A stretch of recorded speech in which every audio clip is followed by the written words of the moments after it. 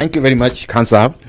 और मैं स्टूडेंट्स, पहली बात तो मेरे होनहार बच्चों और बच्चियां, मैंने छात्र और छात्राएं दोनों, क्योंकि कई बार छात्राओं का कंप्लेन रह जाता है कि भाई छात्र का नाम लिया जाता है, छात्राओं का नहीं। आपका छात्र छात्राएं दोनों को मैंने हमारी टीम आश्वासन देती है कि हम आपको आपकी मंजिल तक पहुंचने में बहुत सहायता करने वाले हैं।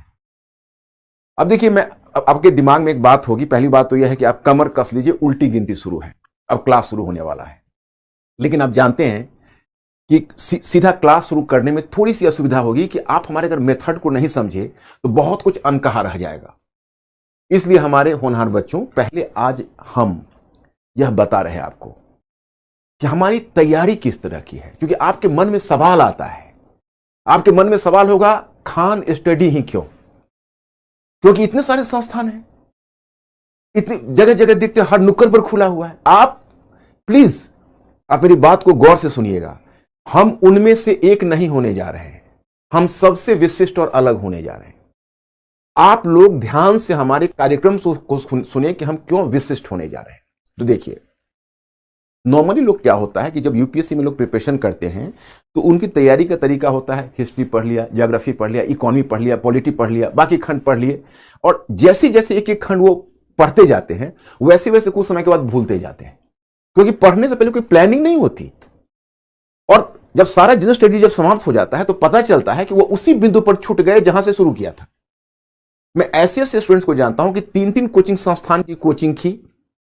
अब मैं आपको बताऊं माय स्टूडेंट्स कि हम जब खान साहब से जुड़े तो हम लोगों की पहली वार्ता यही हुई थी। कई बच्चों के मन में सवाल था, मैंने आपको पिछले वीडियो में भी ये चीज बताई थी कि हम इस संस्थान से क्यों जुड़े थे। हम इस संस्थान से इसलिए जुड़े थे, जब खान साहब ने अपनी योजना रखी कि हम इस नए मेथड को जो हम लेकर आ रहे हैं उसको पूरे भारतवर्ष में फैलाएंगे, तो हमारा एक बहुत बड़ा सपना पूरा हुआ कि नहीं, ये स्टूडेंट्स का हम, क्योंकि मैं 2 मिनट आपको ब्रीफ करना चाहूंगा। जब भारत को आजादी मिली तो फिर हमें गरीबी थी। तो गरीबी के कारण क्या हुआ कि जो भी हमारा रिसोर्सेस था वो विज्ञान तकनीकी के विकास में लग गया। पंडित जवाहरलाल नेहरू को समाजशास्त्र पर बहुत अच्छी पकड़ थी। वो बहुत बड़े सामाजिक विज्ञान, जिसको सोशल साइंस या मानविकी विषय कहते, उसके बहुत बड़े ज्ञाता थे वो। लेकिन उनकी पूरी चिंता यही थी कि जब विज्ञान और तकनीकी का विकास होगा तो भारतवर्ष का विकास होगा। मैं स्टूडेंट्स, हमारा सामाजिक विज्ञान नीचे दब गया। सामाजिक विज्ञान का कोई स्टैंडर्ड यूनिवर्सिटी में नहीं रह गया, बहुत ज्यादा पिछड़ गया।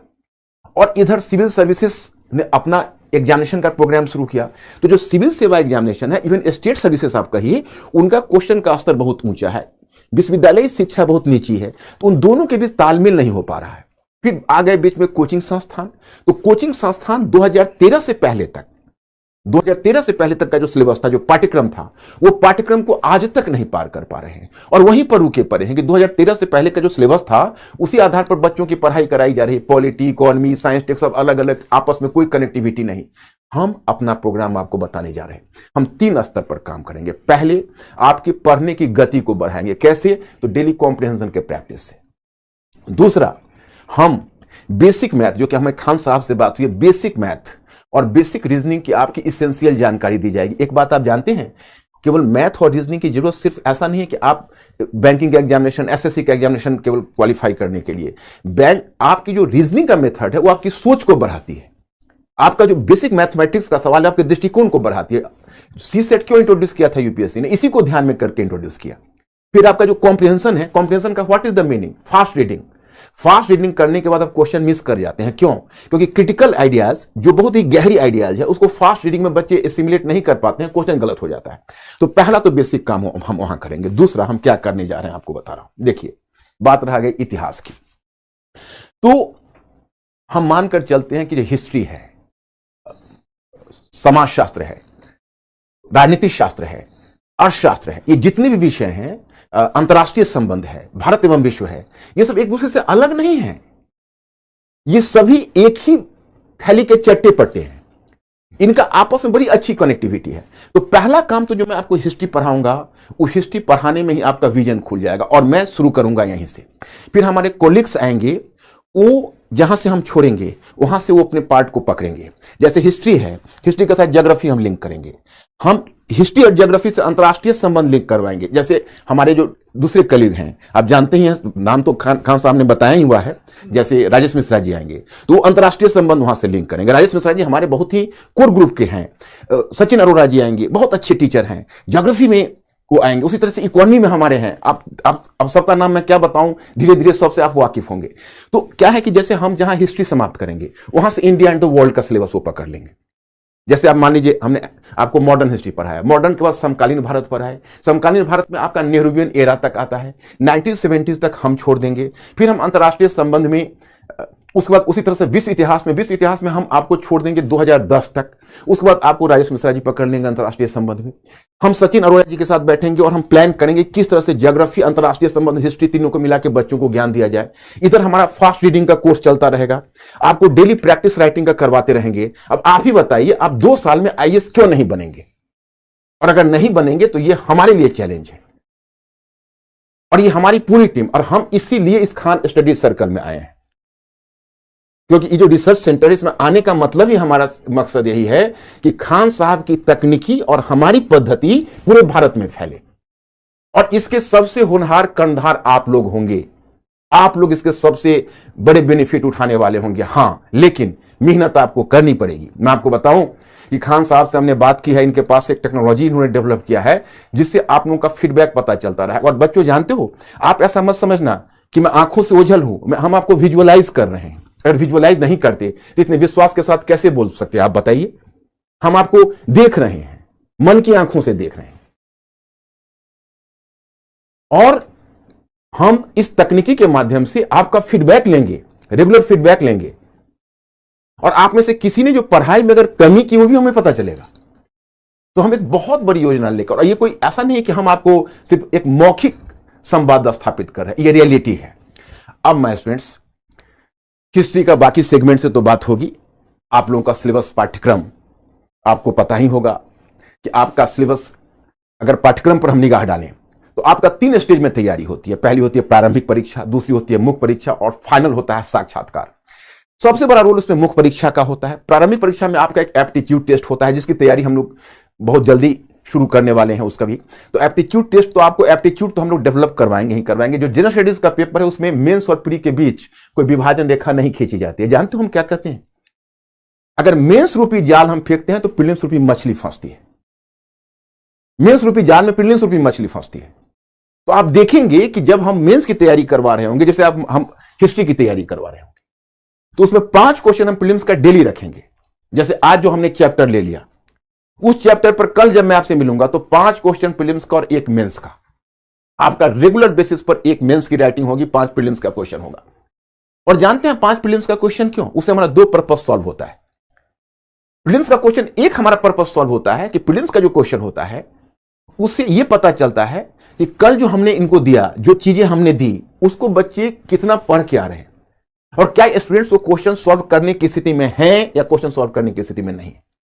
अगर आपने ईमानदारी से कल की चीज पढ़ी होगी तो आज प्रीलिम्स का वो क्वेश्चन आप दोगे, सॉल्व करोगे। अगर ईमानदारी से नहीं पढ़ी होगी तो कोताही होगी, फिर मैं पकड़ लूंगा।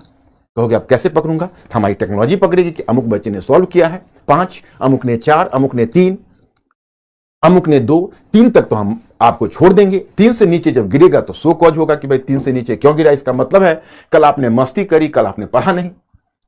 इस प्रकार से क्या होगा कि हमारा और आपका कम्युनिकेशन लाइन टेक्नोलॉजी के माध्यम से जुड़ा रहेगा। आज की तारीख में टेक्नोलॉजी बहुत बड़ी चीज हो गई, आपको पता ही है। तो चलिए हम अपना मेथड थोड़ा बताते हैं, आप इसको प्लीज समझने का प्रयास करिए। देखिए,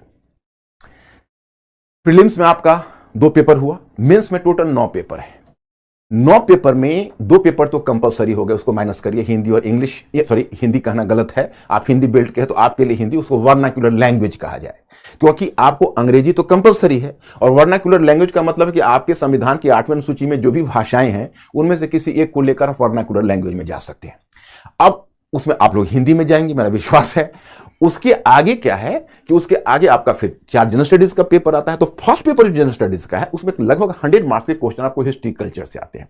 फिर इंडियन सोसाइटी का पार्ट है, और उसी में आप देखेंगे कि उसी में ज्योग्राफी का पार्ट है। उसमें आप देखेंगे भारतीय इतिहास एवं संस्कृति, विश्व का इतिहास, विश्व का भूगोल और समाज, यही आपके सिलेबस में दिया हुआ है। जब आप पेपर नंबर 2 में आते हैं तो आप देखते हैं कि वहां पर भी आपके 3 सेगमेंट रखे पड़े हैं। एक आपका पॉलिटिक कॉन्स्टिट्यूशन है, दूसरा इंडियन सोशल इश्यूज है, सामाजिक मुद्दे हैं, और जो तीसरा है वो तीसरा है अंतर्राष्ट्रीय संबंध। फिर जब तीसरे पेपर में आते हैं उसमें 4-5 चीजें, टेक्नोलॉजी है, उसमें नेचुरल डिजास्टर है, नेशनल सिक्योरिटी है, फिर आप देखेंगे जो सिक्योरिटी है पूरा, उसके बाद आप देखें इकोनॉमी है, उसमें साइंस टेक है, तो उसमें 4-5 चीजें आपकी आ जाएगी। और जो चौथा पेपर है आपका एथिक्स, उसमें आप जानते हैं अभिरुचि, सत्यनिष्ठा। तो ये जो बेसिकली ये जो आपका पेपर है, ये 4 के 4 पेपर, ये 4 के 4 पेपर की तैयारी में आपस में इंटीग्रेशन है, जो हम लोग बाद में करेंगे। पहले मैं आपको इतिहास पर चर्चा कर दूं, क्योंकि यहीं से शुरू करना है मुझे, तो इसकी चर्चा कर दूं, और जैसे जैसे हमारा कोर्स आगे बढ़ेगा हम आगे का प्रोग्राम आपको बताते रहेंगे। जैसे आपके हिस्ट्री में पहला पेपर में हिस्ट्री का लगभग 100 मार्क्स के क्वेश्चन होते हैं, और लगभग आपके तकरीबन मानकर आप चलें कि 36 से 40 मार्क्स के क्वेश्चन आपके जनरल स्टडीज के पेपर में होते हैं। जनरल स्टडीज में आप समझ सकते हो 200 मार्क्स में 40 मार्क्स के हिस्ट्री के क्वेश्चन अकेला है, और बाकी सेगमेंट्स में तो आगे पीछे हो भी सकता है हिस्ट्री के क्वेश्चन, तो आपको ज्यों का त्यों मिलेंगे, हिस्ट्री एंड कल्चर दोनों मिलाकर। फिर आपका जो मेंस का पेपर है उसमें 100 मार्क्स के क्वेश्चन आपके हिस्ट्री और कल्चर के मिलेंगे। अब मैं आपको बताऊं कि जो आपका फर्स्ट पेपर है जिसमें हिस्ट्री कल्चर का पार्ट है, उसमें सिलेबस की चर्चा करना ही बेकार है, क्योंकि सिलेबस में इतना कम दिया है, जैसे लगता है कि जब वो सिलेबस सेट कर रहा था, वो सिलेबस सेट करने वाला तो मानो ऊँघ रहा हो, उसको आधी नींद आ रही हो, आधा जगा हुआ है। विश्व इतिहास का सिलेबस सेट किया है, ऐसा सेट किया है कि आगे का टॉपिक पीछे, पीछे का टॉपिक आगे। फिर जो कल्चर है उसमें मात्र 3-4 शब्दावली का प्रयोग किया, और मॉडर्न हिस्ट्री में ही 3 टॉपिक रखा है। लेकिन जानते हैं आप, पूरे मॉडर्न हिस्ट्री, पूरे वर्ल्ड हिस्ट्री, 250 वर्षों का इतिहास, और पूरे कल्चर का भाग, मतलब जो ऑप्शनल पेपर का 60% लगभग जनरल स्टडीज का पार्ट है। अब इतने बड़े एरिया को कवर करना है, तो मैं पहले आपके सामने कौन सा नई तकनीकी लेकर आ रहा हूं, पहले तकनीकी पर चर्चा कर दूं, क्योंकि आप कहेंगे कि सर आपका इतिहास पढ़ाने का तरीका क्या है। आपके मन में क्यूरियोसिटी होगी कि इतिहास ये भी पढ़ाते हैं, अमुक सर भी पढ़ाते हैं, अमुक सर भी पढ़ाते हैं। मैं एक बात आपको बताता हूं। एक बच्ची ने एक बार हमसे सवाल किया था, मैं जनरल स्टडीज का ये लेने वाला था, तो मेरी एक छात्रा थी, उसने मुझसे सवाल किया कि सर ये पार्ट मेरा किया हुआ है। जैसे मैं मॉडर्न हिस्ट्री पढ़ाने वाला था, उसने कहा कि सर ये पार्ट किया हुआ है। वो शायद किसी दूसरे कोचिंग में की होगी, तो हमने कहा कि क्या कहा, किया हुआ है। जब तुम मुझसे करोगी तो पता चलेगा कि अब तक किया हुआ नहीं है, क्योंकि आप जब मुझसे एक बार हिस्ट्री और कल्चर पढ़ोगे तो पुरानी चीजों को पहले मैं उच्चाटन देके भुलवाता हूं, फिर नए सिरे से उसे सिखाता हूं, क्योंकि वो जो आपने तरीका और मेथड अपनाया हुआ है वो मेथड से बिल्कुल अलग है हमारा। जैसे आपका तरीका क्या है, आप पढ़ते हो तो इंडस वैली सिविलाइजेशन अलग पढ़ते हो, वैदिक सभ्यता अलग पढ़ते हो, बुद्ध काल अलग पढ़ते हो, मौर्य काल, मौर्योत्तर काल, सबको अलग अलग पढ़ते हो। कई बार तो मैं खुद भी हैरत में पड़ जाता हूं। कई अध्यापन तकनीकी में मैं कई अध्यापकों को देखा हूं कि फर्स्ट वर्ल्ड वॉर, प्रथम विश्व युद्ध पहले पढ़ा देते हैं और फ्रांस की क्रांति बाद में पढ़ाते हैं। अब ये मेरी समझ में नहीं आता है कि उल्टी सीढ़ी से आने वाली बात वो बच्चा इतिहास क्या समझेगा, वो तो रटेगा। And we have to discourage rote learning. हम आपको रटवाएंगे नहीं, आपको हम सोचने वाला प्राणी बनाएंगे, to be a thinking creature. और थिंकिंग क्रिएचर बनने के लिए जानते हैं कौन सी तकनीकी अपनानी है? 2+2 4 नहीं, 2+2 22, क्योंकि 2+2 जब तक अगर हम 4 करते रहेंगे तो आप मानकर चलिए कि 2+2 की जो तकनीकी है वो काम यूपीएससी में नहीं आती है। जैसे मैं उदाहरण बताता हूं, आपने मॉडर्न हिस्ट्री पढ़ा तो आपने 18वीं सदी का इतिहास पढ़ लिया, फिर पलासी का युद्ध और बक्सर का युद्ध पढ़ लिया, उसके आगे आए तो रॉबर्ट क्लाइव और द्वैशासन पढ़ लिया, उसके आगे वारेन हेस्टिंग्स पढ़ा, वारेन हेस्टिंग्स के बाद फिर आपने लॉर्ड कॉर्नवालिस पढ़ लिया, अस्थाई बंदोबस्त पढ़ा, रैयतवाड़ी पढ़ा, महलवाड़ी पढ़ा। किसी भी टॉपिक में एक दूसरे से कनेक्टिविटी नहीं है। और अगर आप पुस्तक में या किसी नोट्स में आप पढ़ते हो तो आप 139 नंबर पेज पर जब आप चले जाते हो तो उस पेज पर जाने के बाद आपको एहसास होता है कि पीछे जो 138 पेज हमने पढ़ा वो सब भूल चुका हूं, अब कुछ नहीं याद है। 139वां पेज पर आपको ख्याल आता है कि पिछले 15 दिनों की जो मेरी पढ़ाई है मुझे कुछ याद नहीं है। तो 139वां पेज नंबर को आप मोड़ देते हो बुक को, और यह सोचते हो कि समय सुकाल अच्छा होगा तो फिर लौटूंगा, फिलहाल मैं देखता हूं क्या करता हूं। फिर तुम बाजार में खोज में चले जाते हो कि अब हिस्ट्री के लिए क्या पढूं, आपको कोई दूसरा बुक बता देता है, आप उस बुक को ले लेते हो, लेकिन सारे बुक में तो हाल वही है। तो आप कहेंगे भाई आप हमें कैसे आसान बना देंगे, तो उसका तरीका बताता हूं। देखो मेरे इस डायग्राम को देखो, प्राचीन काल का इतिहास और मध्यकालीन भारत का इतिहास इस फार्मूला पर चलेगा। प्राचीन काल, मध्यकालीन का भारत का इतिहास इस फार्मूला पर चलेंगे। जैसे हमको क्या करना है कि पूरे इतिहास को पहले 4 पार्ट में बांट देंगे, राजनीतिक, आर्थिक, सामाजिक और सांस्कृतिक। राजनीतिक में 2 है, देखो ये पीपीटी मैं पीपीटी से आपको बताऊंगा और पीपीटी आपको मिलता भी रहेगा। जैसे ये राजनीतिक विस्तार है, तो राजनीतिक विस्तार में क्या करना है, जैसे मैं कहां से लूं, तो पहले एक चीज और भी आपको बता दूं। अगर हमको एंशिएंट और मेडिवल का जो पार्ट लेना है, उसको हम मुख्य रूप से तीन पहले पार्ट में बांटेंगे, तीन पार्ट, उसके बाद पहले तीन खंड में बांटेंगे। कैसे? तो पहला खंड हमारा होगा पूरा पाषाण काल, पूरा पाषाण काल, मध्य पाषाण काल, नवपाषाण काल, ताम्रपाषाण काल, हड़प्पा सभ्यता और महापाषाण काल। इतने भाग को हम एक खंड बनाएंगे। दूसरा खंड बनाएंगे वैदिक काल, बुद्ध काल, मौर्य काल, मौर्योत्तर काल, गुप्त काल, गुप्तोत्तर काल और पूर्व मध्य काल। दूसरा खंड हमारा बनेगा। तीसरा खंड हमारा बनेगा सल्तनत और मुगल, जिसको उत्तर मध्य काल कहा जाता है। अब उनमें पहले क्या करेंगे, जो पहला खंड है वो चूंकि पुरातत्व के आधार पर है, उसका तरीका अलग है, तो उसमें परिवर्तन के तत्वों को हम अलग रेखांकित करेंगे। क्योंकि देखो, पहला सवाल मैं बच्चों को यही कहता हूं कि देखो, तुम जो इतिहास पढ़ते हो, तो इतिहास पढ़ने का हमने क्या पहले हमारा देखो मोटो क्या है। इतिहास के अध्ययन का अर्थ है राजनीतिक, आर्थिक, सामाजिक और सांस्कृतिक क्षेत्र में निरंतरता तथा परिवर्तन के तत्वों को रेखांकित करना। इतिहास तथ्य नहीं है। कई बार तो क्या होता है कि हम इमोशनली डिस्टर्ब हो जाते हैं जब स्टूडेंट्स आते हैं और कहते हैं कि सर इतिहास में बहुत तिथियां याद रखनी पड़ती है, बहुत सारी घटनाएं याद रखनी पड़ती है, बहुत सारे डेट्स याद रखने पड़ते हैं। तो जानते हो, मैं कहता हूं तुम एनसीईआरटी कक्षा 8 की पहला चैप्टर पढ़ लो कि तिथियां क्यों महत्वपूर्ण है। उसी से पता चल जाएगा कि तिथियां थी, लेकिन जब आपके दादाजी इतिहास पढ़ रहे होंगे उस समय तिथियां होंगी। आज इतिहास में तिथियां नहीं है। आज आर्थिक सामाजिक परिवर्तन है, और आर्थिक सामाजिक परिवर्तन सारे परिवर्तनों को लेकर चलता है। तो मैंने पहला इतिहास का मोटो बताया कि इतिहास के अध्ययन का अर्थ है राजनीतिक, आर्थिक, सामाजिक एवं सांस्कृतिक क्षेत्र में निरंतरता तथा परिवर्तन के तत्वों को रेखांकित करना, जिन्हें हम तथ्य के रूप में देखते हैं, वे महज एक दृष्टिकोण को सिद्ध करने के उदाहरण है। मतलब हम जिन्हें तथ्य समझते हैं वो तथ्य नहीं है। अरे वो तथ्य तो एक दृष्टिकोण को सिद्ध करने के उदाहरण है। जैसे अगर मान लीजिए हम ये कहते हैं कि 5वीं सदी ईसा पूर्व में मध्य द्वाब क्षेत्र में लोहे के उपकरणों का प्रयोग शुरू हो गया था, तो यह हो गया हमारी अवधारणा कि भाई 6ठी सदी या 5वीं सदी ईसा पूर्व में मध्य गंगा घाटी में, मध्य गंगा घाटी का मतलब हुआ कि आप इलाहाबाद से लेकर और भागलपुर के रीजन तक जाते हो, तो वहां पर लोहे के उपकरणों का प्रयोग शुरू हो गया था। तो जब हम ये स्टेटमेंट बोलेंगे तो आप कहेंगे मसलन उदाहरण, तो उदाहरण में है कि जखीरा नामक स्थान से लोहे का एक फाल मिला है। तो बच्चे क्या करते हैं, लोहे के फाल को ही इतिहास समझ लेते हैं कि वो रटेंगे जखीरा नामक स्थान से लोहे के फाल प्राप्त, जखीरा नामक स्थान से लोहे का फाल प्राप्त। लेकिन वो कॉन्सेप्ट उनको समझ में नहीं आएगा कि जखीरा नामक जो स्थान है वहां लोहे का फाल है, तो लोहे का फाल का प्रासंगिकता क्या है। इसका मतलब है जब कृषि उपकरण के रूप में लोहे का प्रयोग हो रहा है, और अगर कृषि उपकरण के रूप में लोहे का प्रयोग हो रहा है तो जंगलों की सफाई होगी, क्षेत्र आबाद होगा, धान की रोपाई पद्धति का विकास होगा, लोहे के उपकरण धान की रोपाई की पद्धति उत्पादन अधिशेष लाएगा, उत्पादन अधिशेष के कारण जब कृषि अधिशेष आएगा तो शिल्पों का विकास होगा, फिर मुद्रा व्यापार का विकास होगा, मुद्रा अर्थव्यवस्था का विकास होगा और द्वितीय नगरीकरण की शुरुआत होगी। अब बताइए, जखीरा का फाल इतिहास में इतना बड़ा परिवर्तन ला रहा है। परिवर्तन से हम अज्ञात हैं, सिर्फ हम कहते हैं जखीरा नामक स्थान पर लोहे का फाल मिला। यही अंडरस्टैंडिंग बच्चों हमें डेवलप करनी है। I have to make you a thinking creature. मुझे आपको रटने वाला प्राणी नहीं, सोचने वाला प्राणी बनाना है। और जो तथ्य है वो तथ्य तो आपको नेचुरली याद हो जाएगा, वो तथ्य आपको नेचुरली याद हो जाएगा। क्यों? क्योंकि उस अवधारणा का उदाहरण है, और अवधारणा का उदाहरण आखिर कैसे याद नहीं होगा, आप ही बताइए। तो वही है कि इतिहास के अध्ययन का अर्थ है राजनीतिक, आर्थिक, सामाजिक एवं सांस्कृतिक क्षेत्र में निरंतरता तथा परिवर्तन के तथ्यों को रेखांकित करना, जिन्हें हम तथ्य के रूप में देखते हैं, वे महज एक दृष्टिकोण को सिद्ध करने के उदाहरण है। फिर परिवर्तन के तत्वों को रेखांकित करने के लिए इतिहास को निम्नलिखित उपखंडों में विभाजित करके देखना आवश्यक है। अब मान लीजिए खंड तो हमने बता दिया 3 खंड में बांटेंगे, अब इनको भी उपखंड में बांटेंगे, राजनीतिक, आर्थिक, सामाजिक, सांस्कृतिक। अब यहां पर मैं थोड़ा आपको बताना चाहूंगा। देखिए राजनीतिक, तो राजनीतिक में एक पहलू हो गए जिसको कहते हो राजनीतिक विस्तार। ये क्या है? इसमें आपको एक मानचित्र मिलेगा।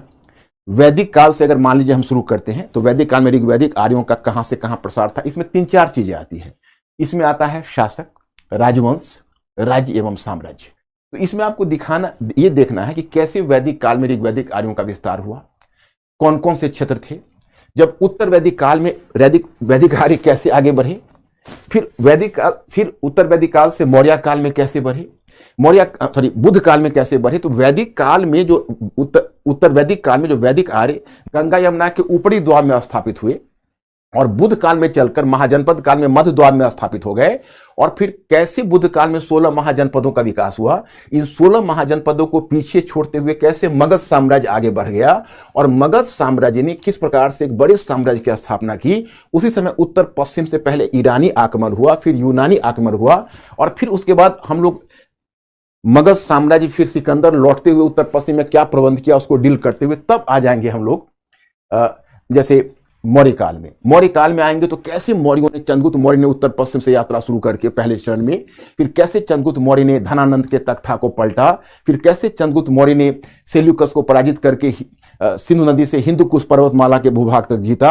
और फिर तो मैं आपको यह बताना चाहता हूं कि मौर्य काल में राज्य राजवंश साम्राज्य, फिर मौर्योत्तर काल में राज्य राजवंश साम्राज्य, गुप्त काल में, गुप्तोत्तर काल में, पूर्व मध्य काल में, तो इसमें केवल आपको राजनीतिक विस्तार, राजवंश, राज्य, शासक, जीत हार, युद्ध, इसकी जानकारी आपको एक ही साथ दी जाएगी। उससे क्या होगा कि मैं आपसे पूछूंगा कि अच्छा एक बात बताइए कि आखिर आप इसको कैसे लेकर चल रहे हैं, तो आप तर्क देंगे कि देखिए हम इसको इस तरह से लेके चल रहे, और हम आपसे पूछेंगे कि ठीक है अब वैदिक काल से हमको पूर्व मध्य काल तक कितने राजवंश आए, कितने राज्य आए, कितने साम्राज्य आए, पीटी आपकी मुट्ठी में। राजनीतिक इतिहास से कोई क्वेश्चन आपका गलत नहीं होगा, क्योंकि आपके दिमाग में चलचित्र की तरफ बैठ गया है। एक बार आप वैदिक काल याद करेंगे तो पूर्व मध्य काल तक का परिवर्तन आपको समझ में आ जाएगा। अब उसको वहां छोड़िए, अब आ जाएंगे आप प्रशासन पर। वैदिक कालीन प्रशासन, तो ऋग्वैदिक काल में प्रशासन की क्या विशेषताएं थी, मान लीजिए 5 से 6 विशेषताएं हैं, उसको एक बार आप ध्यान कर लेते हैं और सारी विशेषताओं के साथ उदाहरण होंगे, उदाहरण ध्यान कर लेते हैं। तो अगर ऋग्वैदिक काल में 6 से 7 विशेषताएं और 6-7 उदाहरण हैं तो उसको लेकर आप उत्तर वैदिक काल में आ जाइए। उत्तर वैदिक काल में आप फिर उसमें ये 6-7 विशेषताएं, उसमें क्या परिवर्तन आए, तो उत्तर वैदिक काल में क्या परिवर्तन आए, फिर विशेषताएं उदाहरण। बुद्ध काल में क्या परिवर्तन आए, विशेषताएं उदाहरण। मौर्य काल में कैसे मौर्य कालीन प्रशासन में केंद्रीयकरण हुआ, विशेषताएं उदाहरण। मौर्य काल से मौर्योत्तर काल में कैसे आए, विशेषताएं उदाहरण। वहां से होती है गुप्त काल, गुप्तोत्तर काल, पूर्व मध्य काल तक, सामंतवाद के उद्भव तक। फिर मैं पूछूंगा अच्छा बच्चों ये बताओ कि वैदिक काल से लेकर सामंतवाद के काल तक, पूर्व मध्य काल तक आप हमें परिवर्तन बताइए, प्रशासन में क्या परिवर्तन है, आप फटाफट हमें बताते चले जाएंगे। इसको कहते हैं हॉरिजेंटल स्टडी। बच्चों आपके मन में जिज्ञासा हो कि आपके इतिहास का पैटर्न क्या है, तो आज तक इतिहास आप लोग वर्टिकल पढ़ते रहे हो, यानी लंबवत। हम लंबवत के साथ साथ क्षैतिज ढंग से अध्ययन कराएंगे, लंबवत और क्षैतिज दोनों, वर्टिकल और हॉरिजेंटल दोनों। और जब वर्टिकल हॉरिजेंटल का जब मेल होगा तो कोई भी चीज आपकी आंखों से छूटेगी नहीं। फिर आप आर्थिक से आते हो सामाजिक में, तो सामाजिक में फिर वही हुआ, वर्ण एवं जाति है, महिलाएं हैं, शूद्र हैं, अछूतों की दशा है। तो सामाजिक में फिर पहले हम ऋग्वैदिक काल से समाज का अध्ययन शुरू करेंगे। उत्तर वैदिक काल में परिवर्तन देखेंगे, कैसे वर्ण आया ऋग्वैदिक काल में, कैसे उत्तर वैदिक काल में चतुर्वर्ण व्यवस्था स्थापित हुई, वहां से बुद्ध काल में आकर कैसे वर्ण व्यवस्था का आधार जन्म हो गया, जाति के विकास का आधार तैयार हुआ। मौर्य काल में कौटिल्य के अर्थशास्त्र में कैसे सामाजिक व्यवस्था पर है, वहां से मौर्योत्तर काल में मनु संहिता, वहां से गुप्त काल में याज्ञवल्क्य संहिता से होते हुए पराशर नारद सब होते हुए, और कैसे जाति विकसित होता चल रहा है, कैसे अछूत जातियों का कॉन्सेप्ट आ रहा है, जाति से उपजातियों का विकास कैसे हो रहा है, वहां महिलाओं की स्थिति कैसे गिर रही है, जाति व्यवस्था जैसे जैसे क्लिष्ट हो रहा है, महिलाओं की स्थिति और कैसे नीचे गिर रही है। ऐसे करते हुए हम पूरे वैदिक से लेकर और पहुंच जाएंगे पूर्व मध्य काल तक। अब आएंगे सांस्कृतिक पर। जब सांस्कृतिक पर आएंगे तो ये हमारा एक बहुत बड़ा एरिया होगा, क्योंकि ये जो राजनीतिक, आर्थिक, सामाजिक है, ये केवल प्रीलिम्स के लिए आपके लिए इंपॉर्टेंट होगा, एंशिएंट में और मिडिवल में। लेकिन जो सांस्कृतिक है वो मेंस और पीटी दोनों के लिए इंपॉर्टेंट है। तो यहां पर हम लोग ज्यादा फैलेंगे। जैसे धर्म, दर्शन है, भाषा, साहित्य, कला है। कला में आपका स्थापत्य कला, मूर्ति कला, चित्रकला, संगीत कला, नृत्य कला, और इसके साथ ही हम विज्ञान और तकनीकी, इन सबको इसी में शामिल करेंगे। और जानते हैं इसमें भी वही तरीका अपनाएंगे। वैदिक काल में पहले एक पकड़ेंगे, धर्म और दर्शन। तो वैदिक काल में धर्म और दर्शन, ऋग्वैदिक काल में क्या था, उत्तर वैदिक काल में क्या परिवर्तन आया, उसके बाद बुद्ध काल में क्या परिवर्तन आया, मौर्य काल में क्या परिवर्तन आया, मौर्योत्तर काल में, गुप्त काल में, गुप्तोत्तर काल में। और जानते हैं आज अगर मैं एक औसत इंसान से पूछूं कि हिंदू धर्म क्या है, तो हिंदू धर्म के बारे में वो नहीं बता पाता है। लेकिन जानते हैं आप, जब आप इस तरीके से पढ़ेंगे तो हिंदू धर्म क्या है वो बखूबी आपकी समझ में आएगा, और बड़े आराम से आप डिफाइन कर सकते हैं कि वैदिक धर्म और हिंदू धर्म में क्या अंतर है, कैसे वैदिक और अवैदिक तत्व मिलते हैं तो हिंदू धर्म का विकास होता है। दर्शन में ही जैसे वेदांत दर्शन है, बुद्ध में बौद्ध दर्शन है, जैन चिंतन है, वहां से आगे बढ़ते हुए आप षड दर्शन, तो वहां तक पूर्व मध्यकाल तक आसानी से पहुंच जाएंगे। फिर उसी प्रकार से भाषा और साहित्य में बच्चे प्राय भ्रम में रहते हैं, परंतु वैदिक काल से अगर हम भाषा साहित्य के विकास का अध्ययन करते चले जाएंगे तो पूर्व मध्यकाल तक हमको भाषा और साहित्य का विकास बिल्कुल शीशे की तरह साफ हो जाएगा। और वही चीज कला में होगी। एक स्थापत्य कला पकड़ेंगे तो स्थापत्य कला का इतिहास हड़प्पा सभ्यता के बाद आपका शुरू हो रहा है मौर्य काल से। तो मौर्य काल में स्थापत्य, मौर्योत्तर काल, गुप्त काल, गुप्तोत्तर काल। तो मैं कुल मिलाकर मेरा जो ये मेथड है वो हॉरिजॉन्टल स्टडी की तरफ आपको ले जाएगा। और ये हम आएंगे खंड 2 में। अब खंड 3 में सल्तनत और मुगल काल है, वो इसी फार्मूला से डिवाइड होगा और चेंजेज आगे बढ़ता चलेगा। जानते हैं अब समाज ही है, तो समाज में आपने अब तक पूर्व मध्य काल में पढ़ा तो अब तक आपने समाज का वर्टिकल विभाजन देखा, ब्राह्मण, क्षत्रिय, वैश्य और शूद्र। जब मध्य काल में आते हैं तो आप वर्टिकल हॉरिजॉन्टल दोनों देखते हैं, हिंदू मुस्लिम और प्लस ब्राह्मण, क्षत्रिय, वैश्य और शूद्र। जब इस्लाम आया, इस्लाम में जाति व्यवस्था नहीं थी, इस्लाम ने यहाँ के जाति व्यवस्था को कड़ी चुनौती दी। लेकिन आश्चर्यजनक बात यह रही कि इस्लाम जाति व्यवस्था को मिटा नहीं पाया, परंतु जाति व्यवस्था के प्रभाव में इस्लाम में ही जाति व्यवस्था हो गई। तो ये जो मध्यकाल है इसमें आपको फिर जाति वर्ण समझने का मौका मिला। क्या जाति वर्ण समाप्त हो गया? ये क्या एक इतनी बड़ी हिंदू जनसंख्या और मुस्लिम जनसंख्या कैसे मतलब कोरिलेट कर रहे हैं? आपको भारत का समन्वित संस्कृति समझने का मौका मिलेगा। भक्ति और सूफी जैसे हिंदू धर्म है, तो हिंदू धर्म के बारे में कहा जाता था सर्वग्रासी है, जो भी नया मतांतर आता था हिंदू धर्म उसको पचा लेता था अपने में। इस्लाम के बारे में कहा जाता था वो भी सर्वग्रासी था। जहां भी इस्लाम गया तो मुस्लिम अल्पसंख्यक बनकर गए, लेकिन शीघ्र ही बहुसंख्यक हो गए, क्योंकि उन्होंने वहां के धर्म को परिवर्तित कर दिया। लेकिन भारत की भूमि पर ना तो इस्लाम हिंदुइज्म को निगल सका, न हिंदुइज्म इस्लाम को निगल सका, और दोनों साथ, लेकिन दोनों 600 वर्ष तक साथ साथ रहते हुए समन्वित संस्कृति का विकास किया। That was a complete culture of India. और वह समन्वित संस्कृति आपको भाषा साहित्य में, उर्दू, आपको भक्ति सूफी मूवमेंट में, वो समन्वित संस्कृति आपको स्थापत्य कला में, इंडो इस्लामिक स्थापत्य कला, चित्रकला, इंडो इस्लामिक चित्रकला में व्यक्त होता है।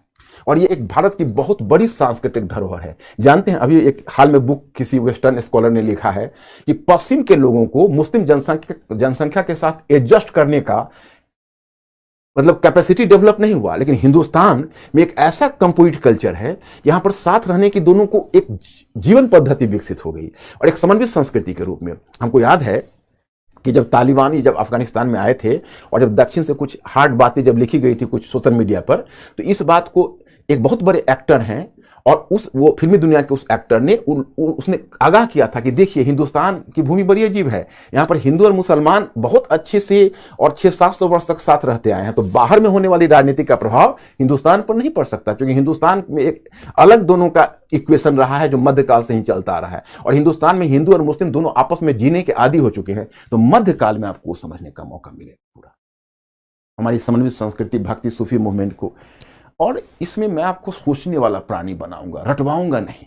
रटना तो भूल जाना है, वो तो मतलब ये समझिए कि अगर कोई रट रहा हो तो इसका उसको तरीका पता नहीं। अगर तरीका पता हो तो आपको रटने की जरूरत ही नहीं होगी। तो इस तरह से हम लोगों का मध्यकाल तक निपट जाएगा। अब आएगा हमारा परिवर्तन को देखो। अब परिवर्तन का जो क्रम आप रेखांकित कर रहे हो, इसमें हमने 2 गोले बनाए। ये 2 गोले क्या बताएगा मैं आपको बताता हूं। देखिए, आपको गोले दिख रहे हैं? अब पता नहीं आपको ये गोले दिख रहे हैं या नहीं। देखिए, ये 4 गोले, 1 2 3 4, ठीक है।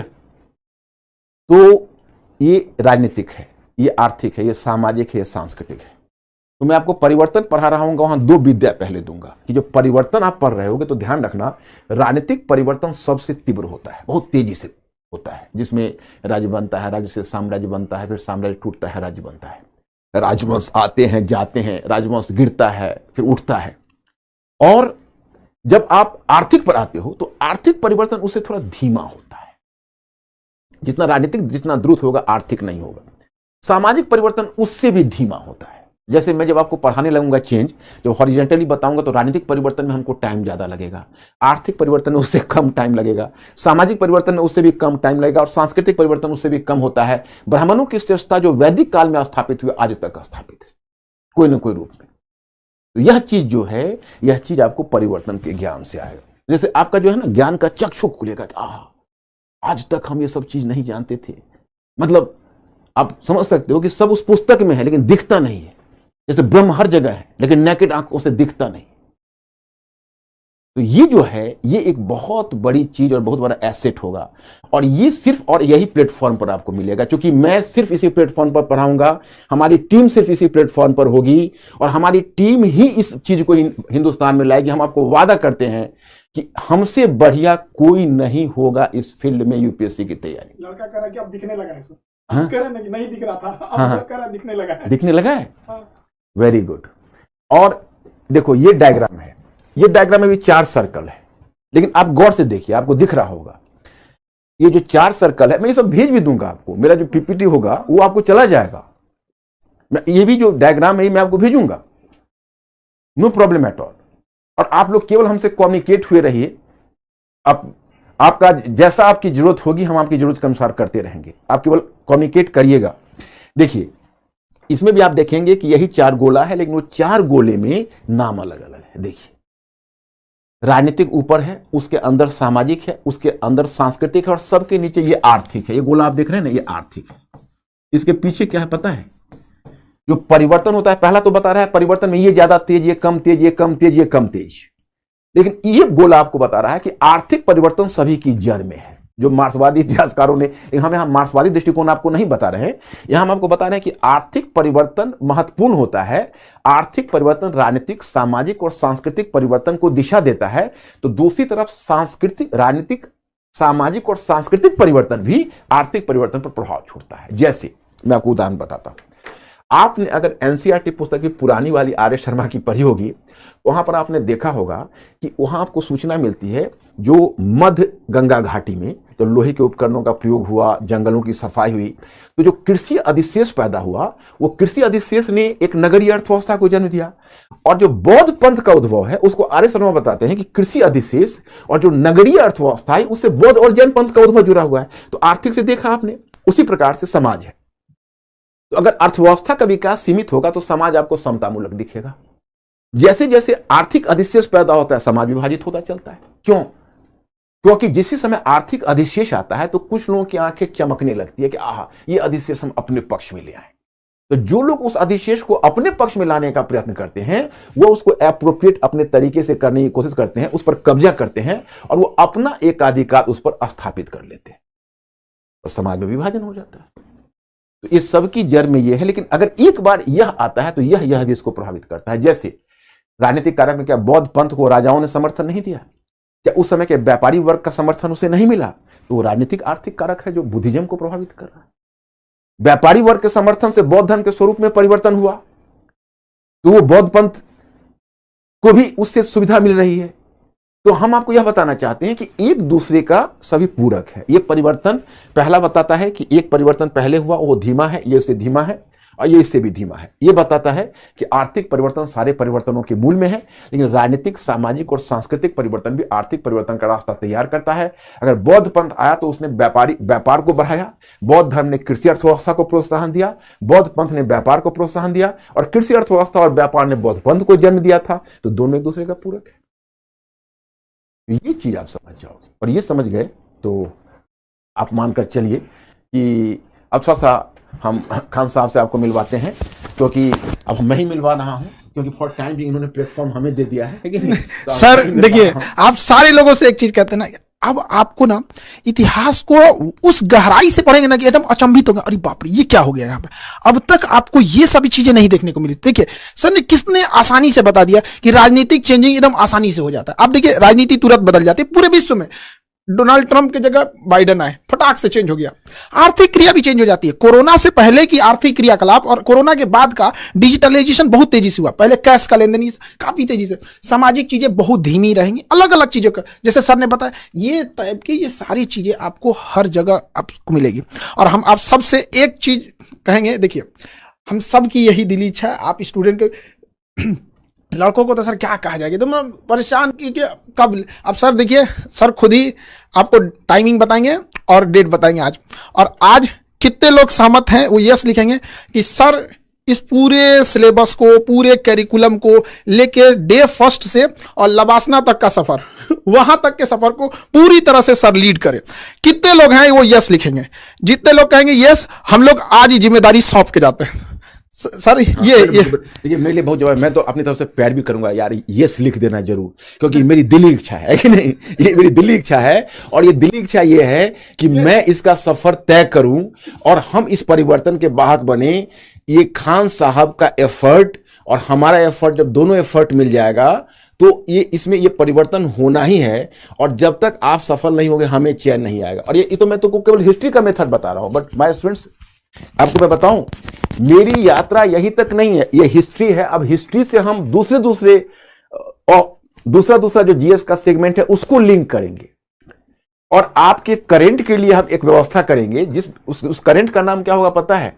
वो खान साहब की जी में होगा, क्योंकि खान साहब को भी हम बिजी करेंगे। ये बहुत इनको फ्री नहीं रहने देंगे, इनमें बहुत एनर्जी है, बहुत एनर्जी है, इसका इस्तेमाल करना है। खान साहब जैसे हम एक प्रोग्राम लाएंगे खान साहब, जिसका नाम होगा जीएस दिस वीक। उसका हम डिजाइनिंग करेंगे। जीएस दिस वीक में क्या होगा कि आपका जो भी चीजें हैं वो चीजें क्या है कि आप जैसे आप जनरल स्टडीज में जैसे आप काम करते हो, तो क्या होता है कि लोग करंट के नाम पर बहुत पढ़ लेते हैं और बेकार पढ़ लेते हैं। ये चीज क्या ये है ना, सबसे बड़ी प्रॉब्लम है। ये बहुत प्रॉब्लम है। जानते हो मैं एक क्या बात आपको बताना चाहूंगा, मैं आपको सिखाऊंगा कम से कम कितना पढ़ा जाए। यार हमको फैक्ट से बचाओ, पुस्तक से बचाओ। मतलब हम खुद परेशान रहे, हमारी पूरा आंदोलन इसी पर होगा। फैक्ट से बचाओ, पुस्तक से बचाओ, कम से कम पढ़वाओ और ज्यादा से ज्यादा सोचवाओ और लिखवाओ। 33,000 लड़कों ने स्पष्ट कर दिया कि सर आपको ये जिम्मेदारी संभालनी है। बहुत बहुत धन्यवाद बच्चों, बहुत बहुत धन्यवाद। आज आपने मेरी उम्र को देखिए। अब मैं आपको बताऊं कि आप मेरी उम्र पर मत जाइएगा, मेरे पास अभी एनर्जी ऐसा है कि 20 वर्ष में हिलने वाला नहीं हूं। 20 वर्ष में हिलने वाला नहीं हूं। आज भी किसी यंग टीचर से ज्यादा आवर्स में क्लास में खड़ा रहता हूं। सर हम आप लोग के एज पे जाएंगे तो खड़े नहीं। और हम आपको पता है मैं 16 घंटे लेबर करता हूं डेली, पढ़ने में पढ़ाने में। क्योंकि ऐसा नहीं कि हम पढ़ाने के लिए खुद बहुत मेहनत करते हैं। खान साहब को हमने अपनी लाइब्रेरी दिखाई हुई है। हम तो दंग रह गए सर। खान साहब को हमने अपनी लाइब्रेरी दिखाई हुई है। मार्केट में एक भी अच्छी पुस्तक आती है, चाहे वो पॉलिटी की हो, इकोनॉमी की हो, इसी विश्वास के साथ हम आपको कह रहे हैं कि हम आपको लिंक, हम आपके पास इजी पहुंचाएंगे, बहुत ही इजी और बहुत इजी मेथड से। तो बहुत सारा प्रोग्राम हम ये नाम ही है GS research centre, Khan GS research centre. उस रिसर्च सेंटर पर वाकई में अब आपको बहुत सारे रिसर्च यूपीएससी के मिलेंगे। और आपको खुद ही, जैसे हम जीएस दिस वीक जो लाने जाएंगे, वो जीएस दिस वीक में बहुत नहीं, 3-4 ऐसे मुद्दे जो इकोनॉमी से कहां जुड़ते हैं। ये नहीं कि आप पूरा कहानी आपको इकोनॉमी से देखिए, ये आपका लाभ का है, इतना ही। 15 minute economy, 15 minute polity, 15 minute international relation, ये आपका यहां जुड़ रहा है। थोड़ा आप ट्रेडिशनल होने दीजिए। एक बार तो करंट हम शुरू करवा देंगे, फिर ट्रेडिशनल से जुड़वाएंगे और फिर मैं आपको वीक में आता रहूंगा और आपसे पूछता रहूंगा कि जरा आप हमें बताइए कि आप कहां छूटे हुए हैं, मतलब क्या आपको क्या दिक्कतें हो रही है। और इसमें हमारी टीम पूरी तरह से सहायता करेगी। आप लोग अपना मन को ठान लीजिए, बिल्कुल ही हम लोग आपके साथ हैं। अब आप लोगों ने देखिए इस चीज को, सर पूरे कैरिकुलम को आपका डे फर्स्ट से लेके जब तक वहां नहीं पहुंचा दिया जाता है तब तक सर आपको पूरी तरह से इसमें लीड करते रहेंगे। कहीं से भी, जैसे मंडे टू सैटरडे तो सर अपना, इसके अलावा सर ने कहा कि हम लोग वीक में एक दिन इसको डिसाइड करेंगे। यानी अब इतना हम आपको पहले दिन में बताए थे कि सर के उस पर नहीं जाना है। जितना सर की उम्र के हम लोग जाएंगे तो पता नहीं सर, इतना मेहनत तो नहीं होने वाला। अभी हम प्रेडिक्ट कर देते हैं आप मानव नहीं महामानव नहीं, हम लोग से नहीं होने वाला सर इतना। मानव है सर जिस उम्र में, उस उम्र में हम लोग से नहीं हो पाएगा। ये रियलिटी है। आप, हम सर की लाइब्रेरी में के दंग रह गए हम यहाँ पे। आप लोग कह रहे हैं एनसीईआरटी, अरे एनसीईआरटी, ये सब चीजें ना निचोड़ मिलेंगी आपको, फिर आपको वो छोटा लगने लगेगा। और सर ने एनसीईआरटी के लिए आपको तो टेंशन ही नहीं लेना, आपको बताते ना, एक विश्वास रखिए। इतना तो है कि कश्मीर से कन्याकुमारी तक के लड़कों को विश्वास है कि खान सर जो बोल रहे हैं उसमें तनिक भी संदेह नहीं है। और हम जब बोल रहे हैं कि अब सर को ढूंढने में कितना टाइम लगा, अब आपको समझ में आ रहा है। अब लड़कों को कह रहे हैं सर आपको अब समझ में आ रहा है देर कैसे हो रहा था यहाँ पे, अब समझ में आ रहा है ना आप लोग को। तो अब ये सर की पूरी तरह से लीड में रहेंगे आप लोग, सर लीड करेंगे इस चीज को। और सर को एकदम, हम आपको शुरू में ही बताए थे, संडे के दिन भी आपको एकदम तरीके से निचोड़ लिया जाएगा आपको, और नए ढंग से करंट से लेके हर एक चीजों को बिल्कुल नए ढंग से, नए अंदाज से होगा। इस चीज को समझ में आएगी ना क्या? तो अब बेहतरीन ढंग से अब नए नए चीजों, अच्छा सर ये सारी चीजें आप लोग को एप्लीकेशन में प्रोवाइड करा दी जाएगी, आपको कोई प्रॉब्लम नहीं आएगा। ठीक है, जैसे जैसे क्लासेस चलेंगे उसके पीडीएफ रहेंगे। जो भी क्लासेस जो पीपीटी रहेंगे सर यहाँ बताएंगे, ये भी दे दिया जाएगा, उसका अलग सेक्शन रहेगा, आपके पढ़ने के लिए नोट्स अलग रहेगा। इसमें क्या है ना कि रिवीजन बहुत जल्दी हो जाएगा सर लड़कों का, बिल्कुल, लेकिन पढ़ने के लिए वो भी रहेगा। तो अब सर अब रेगुलर आप कब से कर देते हैं और टाइम बता दीजिए लड़कों का। अब चूंकि हम देखिए हम आपसे का क्लास स्टार्ट करने के लिए बेकरार है। मैं खान साहब के पास 3 बार कह चुका कि आप जल्दी शुरू करवाइए, और फिर पता चला कि बच्चे लोगों में भी बेचैनी है। तो हम एक काम करते हैं, पहले मुझे आप लोगों की सहमति चाहिए। आप लोगों का बनता है 3 सेगमेंट खान साहब। एक सेगमेंट बनता है इनका एंशिएंट मेडिवल एंड कल्चर, दूसरा सेगमेंट बनता है मॉडर्न हिस्ट्री। मॉडर्न हिस्ट्री का वेटेज ज्यादा रहता है, और तीसरा सेगमेंट बनता है वो है वर्ल्ड हिस्ट्री, विश्व इतिहास। तो आप लोग जरा सा एक काम हमारा आसान और कर दीजिए, खान साहब को सूचना मिल जाएगी, हमको सूचित कर देंगे। आप लोग अपना मंतव्य दीजिए, आप किसमें मॉडर्न हिस्ट्री, मुझे लगता है कि आप पहले ज्यादा जुड़ाव महसूस करेंगे। तो आप कहें तो देखिए मॉडर्न हिस्ट्री के लिए मेरा डायग्राम है, ये मैं आपको बताता हूं। मैं बिना डायग्राम के देखिए उसको 4 खंड में बांटा, हिस्ट्री ऑफ 18th सेंचुरी। देखिए हिस्ट्री ऑफ 18th सेंचुरी में पहला हाफ होगा मुगल साम्राज्य का विघटन, उसके कवर पर छोटे छोटे राज्य। तो पहले आपको दिखाऊंगा कि मिलिए इनसे प्रणाम, साम्राज्य थे विघटित हो गए, इनका डेड बॉडी है। तो आप कहेंगे डेड बॉडी देख के क्या करेंगे, तो हम पीछे से थोड़ा बैकग्राउंड आपको बता देंगे ताकि डेड बॉडी से आपको परेशानी ना हो, क्योंकि इसके कब्र पर छोटे छोटे रह जाएंगे। और फिर वहां देखेंगे थोड़ा सा इतिहास लेखन की समझ भी आपको डेवलप करेंगे, क्योंकि आपको सोचने वाला प्राणी बनाना है। देखो आप लोग क्वेश्चन पेपर तो देखते होगे, नहीं देखोगे तो मैं आपको दिखवाऊंगा, आप घबराओ मत। आप हमको 6 महीने का टाइम दो। 6 महीने में अगर आपका व्यक्तित्व ना बदल गया, आपकी तैयारी अगर आप अपने जीवन में एक बहुत बड़ा बदलाव नहीं महसूस किया, तो मैं पढ़ाना छोड़ दूंगा। ये मैं आपको कहता हूं खान साहब के प्लेटफॉर्म से। अगर 6 महीने में आप अपने आप को नहीं बदल लिया, हालांकि देखिए आपका ये पूरा ड्यूरेशन चलेगा लंबा, 6 महीने में आपकी पूरी तैयारी यूपीएससी की होगी नहीं, लेकिन 6 महीने में आपको एक बहुत बड़ा बदलाव अपने आप में आप महसूस करोगे, ये हम वादा करते हैं। ये तो पहले क्लास से महसूस करने लगे सब। हाँ मॉडर्न बोल रहे हैं, मॉडर्न। हाँ ये मॉडर्न बोल रहे हैं। हाँ हाँ तो ठीक है, मॉडर्न से करेंगे। तो ये 18वीं सदी का पूर्वार्ध में मुगल साम्राज्य का पतन और छोटे उन राज्यों की स्थापना, उत्तराधिकारी राज्यों की, उसके बाद हम लोग एक डिबेट डिस्कस करेंगे। यार इसको हम क्या माने, अंधकार का युग माने या नई संभावनाओं का युग माने, क्योंकि इस पर भी क्वेश्चन कोई हो सकता है अंधकार के युग पर पूछ दे, कोई नई संभावनाओं के युग पर। और आप लोगों का क्वेश्चन में शब्दावली होता है, पूछल ले, आप देखते हो, विवेचन कीजिए, आलोचनात्मक परीक्षण कीजिए, समीक्षा कीजिए। तो वो सब मैं आपको बिल्कुल ही साथ आपको राइटिंग में ट्रेन करता चलूंगा। फिर आएगा 18वीं सदी का उत्तरार्ध। इसमें कैसे यूरोप में बदलाव आया, यूरोप से किन परिस्थितियों में कंपनी आई, और कैसे वो कंपनी धीरे धीरे व्यापारिक से राजनीतिक की तरफ बढ़ी, और कैसे वो अपने आप को राजनीतिक शक्ति में ढाल लिया। तो पलासी और बक्सर पर सीधे हम नहीं आएंगे, हम एक बड़े यूरोप के बदलाव के साथ आपको वहां जोड़ेंगे। फिर तब तीसरा खंड होगा हमारा उपनिवेशवाद। जैसे ये हुआ 18वीं सदी का उत्तरार्ध, अब तीसरा खंड होगा उपनिवेशवाद। उपनिवेशवाद में 3 उपखंड बनते हैं। पहला उपखंड का ये डायग्राम हुआ, समझ रहे हो, पहला उपखंड का। क्योंकि देखो उपनिवेशवाद का प्रथम चरण, वाणिज्यिक चरण, उद्देश्य क्या है, नीतियां क्या है। क्योंकि उपनिवेशवाद मूलतः एक आर्थिक संबंध है। ब्रिटिश यहां क्या करने आए थे, शोषण करने आए थे। उन्होंने जो राजनीतिक नीति बनाई, प्रशासनिक नीति बनाई, सामाजिक नीति बनाई, सांस्कृतिक नीति बनाई, वो शोषण के लिए ही बनाई थी। उनका मुख्य उद्देश्य शोषण करना था। ये सब नीति इसी के तहत है। तो पहला डायग्राम ये बनेगा। दूसरा डायग्राम आपका औद्योगिक चरण का बनेगा 1813 से 1858। तीसरा डायग्राम आपका वित्तीय चरण का बनेगा मॉडर्न में। ये राष्ट्रवाद का डायग्राम बनेगा। ये स्वतंत्रोत्तर भारत का डायग्राम बनेगा। सब लड़कों को दे दिया जाएगा। मतलब हर चीज प्लान्ड है।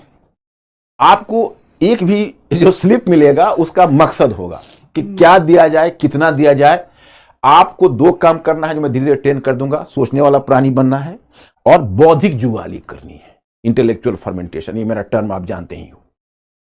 तो बौद्धिक जुगाली, और कोई बात नहीं, अब हम दोनों लोग मिल गए और आप तीसरे लोग 3 लोग मिल गए, तो अब बहुत बड़ा परिवर्तन आने वाला है। थर्सडे से, परसों से हम आपका क्लास स्टार्ट करने जा रहे हैं मॉडर्न हिस्ट्री से। ओके, मॉडर्न हिस्ट्री से जा रहे हैं। थोड़ा सा केवल आप लोगों से एक ही रिक्वेस्ट है कि 2-3 दिन धैर्य से मेरा तरीका सीखना। अगर मेरा तरीका सीख जाओगे तो फिर बहुत एंजॉय करोगे। लेकिन तरीका सीखने में हमारे और तुम्हें ट्यून्ड अप होने में थोड़ा सा टाइम लग सकता है, हल्का 1-2 दिन, लेकिन 1-2 दिन में एवरीथिंग वुड बी क्लियर। तो क्या खान साहब अब क्या किया जाए? आज इनको छोड़ दें, आप ही डिसाइड करेंगे। तो आज तो अब मेरी टीम से भी हम आपको मिलवाएंगे, खान साहब मिलवाएंगे, और पूरी टीम हम लोग टीम वर्क की तरह काम करेंगे। और उसमें आप जानते हैं कि मेरा रोल बड़ा है और आप लोगों ने भी इतना बड़ा विश्वास जताया है, तो हमें आपको सबसे उम्दा चीज देनी है, सबसे उम्दा चीज। हम विश्वास के साथ कहते हैं ये बाजार में, यूपीएससी के बाजार में तो ये चीज नहीं मिलेगी जो हम लोग देने जा रहे हैं। आप फी पर मत जाइए। आप जब देखेंगे कि भाई 2 लाख 2.5 लाख देने वाले बच्चे उस जगह पर नहीं है जो आप 7,500 देख रहे हैं। यही तो हम लोग का मकसद हाँ, है। आप फी पर मत जाइएगा, आप फी पर मत जाइएगा। आपको गांव से खींच के दिल्ली लाएंगे, आप चिंता मत करिए। और जब यूपीएससी बिल्डिंग में बैठ के आप इंटरव्यू दे रहे होंगे तब आप वो महसूस करेंगे कितना बड़ा बदलाव हुआ। लेकिन आपको थोड़ा सा जो तरीका बताएंगे उस तरीका को फॉलो करना है। और खान साहब आप कुछ कहना चाहेंगे? हाँ, टाइमिंग अभी 7 बजे का रखते हैं, 7 PM का रखते हैं, सुटेबल है। इवनिंग का टाइम हमें भी थोड़ा अच्छा लगता है, आप लोगों को भी अच्छा लगेगा। तो 7 PM से शुरू करते हैं, परसों यानी थर्सडे के दिन से। ओके, और कुछ तो आप कुछ कहना चाहिए? देखिए सर ने डिसाइड कर दिया। और देखिए एक होता है ना, सेनापति सेना को किधर ले जाना चाहते हैं, और इस उम्र में सर इतना मेहनत करते हैं ना, तो सोचिए आप लोगों से कितना करवाने वाले हैं। और आप लोगों ने ही सर को इतनी बड़ी जिम्मेदारी दी है, इसलिए आप अब कमर कस लीजिए। आपका सोच ना बदल जाए तब कहिएगा, ये मेरा विश्वास है। और आप कहीं भी, हम आपको एक बात बोलते हैं ना कि आपके कलम की रफ्तार देख के बगल का विद्यार्थी अपना कलम रोक देगा कि अब मेरा तो ना होने वाला है, इसका तो हमें नहीं लेकिन मेरा तो ना होने वाला है। आपकी सोच ना बदल जाए तब कहिएगा वास्को डी गामा भारत आया, ये तो छोटी चीज है, गूगल भी तो यहीं आ रही है। गूगल से लेकर आखिर क्यों आप वास्को डी गामा तक ही रुक जाते हैं? माइक्रोसॉफ्ट, गूगल, टेस्ला सब तो इधर ही चले आ रहे हैं, आखिर कुछ तो है। तो ये थिंकिंग चेंज हो जाएंगे। तो हम एक चीज जो है हिस्ट्री की सर का जो है ओवरऑल सर आपको बताते चलेंगे कैसे कैसे चीजों को लेना है। पूरी तरह से आप लोगों को गाइड करते रहेंगे सर, हर जगह पे आपको, हर फील्ड में, हर सब्जेक्ट में आपको कहाँ कैसे सुधार की जरूरत है। और जिन लड़कों को अलग से जरूरत पड़ेगी उन लोग को भी बता दीजिएगा। वो ऑटोमेशन इतना तेज, आप कितने सिंसियर है पता चल जाएगा, उसकी टेंशन नहीं है। कल थर्सडे, परसों है थर्सडे से 7 बजे से सर की हिस्ट्री की क्लास रेगुलर रहेगी। देखिए यूपीएससी की क्लास थोड़ी लंबी रहती है और सर को क्लास लेने लगते हैं तो उसी में खो जाते हैं। आपको भी टाइम का नहीं पता चलेगा, सर को तो पता ही नहीं चलता है, आपको भी नहीं पता चलेगा। इसलिए आप बहुत जल्दी सर को, अब बाकी लोगों से अब मिलते चलेंगे सर, जैसे जैसे आगे बढ़ते चलेंगे सारी चीजें कंप्लीट होती चलेंगी। बहुत सारे लोगों के हम लोगों ने नाम अभी आप लोग को नहीं बताए हैं, उसके कुछ रीजंस भी, ठीक है। लेकिन इतना समझिए कि जब ऐसे हम लोग में एकदम यूनिक, नॉट बेस्ट, यूनिक, एकदम यूनिक चीज होने वाला है। तो अब इसके साथ अब आप लोग को भी मन से पढ़ना है। ये सारी चीजें हम आपको पीडीएफ सेक्शन में प्रोवाइड करा देंगे। क्या आप क्लास करना है, एक दिन पहले आपको दे दिया जाएगा, आप उसे पढ़ के आएंगे ताकि क्वेश्चन पूछने में सहूलियत होगी सर। बाकी सर आपको बताते रहेंगे कैसे कैसे करना है। अब हमारे बहुत बड़ी जिम्मेदारी हम सर को देख के आज हम सच में बताते एक रिलीफ महसूस कर रहे हैं सर। हम एक मेरा जो सपना था ना कि गरीब को कभी ये ना, मतलब जिसके पास पैसे, आप बिलीव नहीं कीजिएगा सर, 7 बजे वाले क्लास को तो लेना ही पड़ेगा आपको, क्योंकि ना सुबह में भी कुछ क्लासेज रहेंगी सर, कुछ दोपहर में, कुछ शाम में। एक बार कंटिन्यूअस करने में ना आप रिवाइज नहीं कर पाते। एक लड़की बोल रही थी कि सर हमको दूसरे के यहाँ काम करने जाना पड़ता है, 7 बजे वाले बैच में हमको वहाँ जाके काम करना पड़ता है। अच्छा। मतलब वो किसी यहाँ जाके, मतलब वो उनके बच्चों को देख रेख करना वहाँ पे। वो सोचिए क्या वो लोग इससे पहले आ सकते थे? नहीं आ सकते थे सर। यहाँ ये चीज को ऐसा दिल झकझोर देता है कि नहीं। और ये लोग जब बैठेंगे जिला के कमांड पे ना, तो रूट लेवल पे चेंज करेंगे। तो कुछ मजबूरियां सर, ऑनलाइन में तो कोई दिक्कत नहीं, आपका मन है तो आप रात में भी देख सकते हैं, सोने के टाइम में भी देख सकते हैं, कोई बाउंडेशन नहीं है, दिन भर देखते रहिए, जितना कोई बाउंड, ईमानदारी से आप पढ़िए, आपको कोई दिक्कत नहीं आएगा। सर सीसेट के बारे में, कॉम्प्रिहेंसिव को कैसे लिखना है, फास्ट रीडिंग में कैसे बढ़ते रहना है और कुछ छूटे नहीं। सीसेट की सबसे बड़ी करना, एक कॉम्प्रिहेंशन इनको दिया जाएगा। रोज आप लोगों को कॉम्प्रिहेंशन, जैसे लोग सांस लेते हैं ना, उस तरह से कॉम्प्रिहेंशन सॉल्व करना है। मैं आपको बता दूंगा, जैसे न्यूज़पेपर का संपादकीय आप पढ़ेंगे, उसका भी कॉम्प्रिहेंशन आप बनाएंगे। 2 फायदे होंगे, एक तो फास्ट रीडिंग आपकी होगी, दूसरा उससे आप एक और भी काम करेंगे, उससे आपका क्वेश्चन, जैसे आप कॉम्प्रिहेंशन पढ़ेंगे और उसमें 2-3 क्वेश्चन आप ही को कहेंगे, आप क्वेश्चन फॉर्म करिए आप अपना न्यूज़पेपर में, और हम आपको एक पीस कॉम्प्रिहेंशन डेली भिजवाएंगे और डेली आप लोगों को सॉल्व करके देना है। और हमारा जो R&D, हमारे पीछे एक बहुत बड़ा R&D रहेगा। हाँ, उन लोगों को कितने लोगों का है खान साहब? 117-18 लोगों का है। और उसको हम सबको काम अलॉट किए रहेंगे। मतलब हम पूरी तरह से इस बात के लिए केवल आप लोगों को अपनी मेहनत करनी है, उसमें आपको कोई, हम ऐसा नहीं कि दबाव ज्यादा देंगे, आपको खुद मजा आएगा। मुझे ऐसा विश्वास है कि आपको मजा आएगा, आप उसको एंजॉय करोगे। मतलब आपको हम बर्डन नहीं होने देंगे, ये हम वादा करते हैं। लेकिन हाँ, आवर्स आपको खुद उत्साह होगा कि इतने आवर्स हम दें, इतने आवर्स पढ़ें, ये खुद आपको उत्साह मिलेगा। ऐसा आपको अंदर से प्रेरणा मिलेगी कि हमें करना है। और जब हम लोगों की मेहनत करते देखोगे, तुम्हें लगेगा जब मेरे शिक्षक इतने मेहनत कर रहे हैं तो हम क्यों नहीं मेहनत करें। आपको अंदर से प्रेरणा मिलेगी। और हम जानते हैं बच्चे, आप प्यासे पंछी हो, पानी मिलेगा तो पियोगे ही क्या। एकदम से एकदम। तब अब हमें की बहुत रिलीफ हो रहा है। हम जो सपना था हमारा कि आप लोग को बेस्ट दिया जाए, एक चीज तो आप हम अब नहीं बताना पड़ेगा, लड़कों को विश्वास हो गया कि लेट क्यों हो रहा था। अच्छा। जब आपसे वो जब देखे लोग ना फर्स्ट क्लास को, दंग रह गए, आप लोग की थिंकिंग बदल गई, कैसे चीजें समाज चेंज हो जाती है, कैसे इंटर रिलीजन कैसे चेंज हो रहा, कैसे एक समाज दूसरे समाज में ओवरलैप कर रहा है, यूरोपियों की क्या गलती थी, एकदम थिंकिंग चेंज हो जाएगा। अच्छा खान साहब, एक बात मैं इनको बताना चाहूंगा। अभी मैं एक कहावत अपने बच्चों को कहता हूं मेरा, कि अभी आपकी खिड़की बंद है और घूंघट ढका हुआ है। जब घूंघट हटेगा और खिड़की खुलेगी तो इतनी दुनिया हसीन आएगी। जैसे देखिए, अभी आपने यहां देखा, तो अब कॉन्टेम्पररी हिस्ट्री में हम नेहरू के आगे तक छोड़ देंगे। उसके बाद राजेश मिश्रा जी पकड़ लेंगे, वहां से हम उनसे लिंक हो जाएंगे। उनको राजेश मिश्रा जी आपको पकड़ लेंगे इंडिया एंड द वर्ल्ड का। तो अब नेबरहुड का इंडिया का क्या रिलेशनशिप है। जैसे अब अंतर्राष्ट्रीय संबंध में हम आपको 2000 ईस्वी 2010 तक कर देंगे, वहां से राजेश मिश्रा जी पकड़ लेंगे। तो आपको ये जानकर चाहिए, जैसे पश्चिम एशिया है, अरब क्षेत्र है, आज फिलिस्तीनी इजराइल प्रॉब्लम आप पढ़ते हो, उसका कहां से ओरिजिन हुआ वो तो आप साथ साथ बनते देखोगे, आप उसके चंदित गवाह होगे। आप कोई भी चीज पकड़ोगे, मैं कहूंगा नॉर्थ ईस्ट का प्रॉब्लम बताओ, कब से शुरू हुआ और कब तक है। तो नॉर्थ ईस्ट जब से इंडिया का पार्ट हुआ तब से लेकर आज तक का प्रॉब्लम है। इस तरह से तुम्हारी समझ विकसित करवाएंगे बच्चों।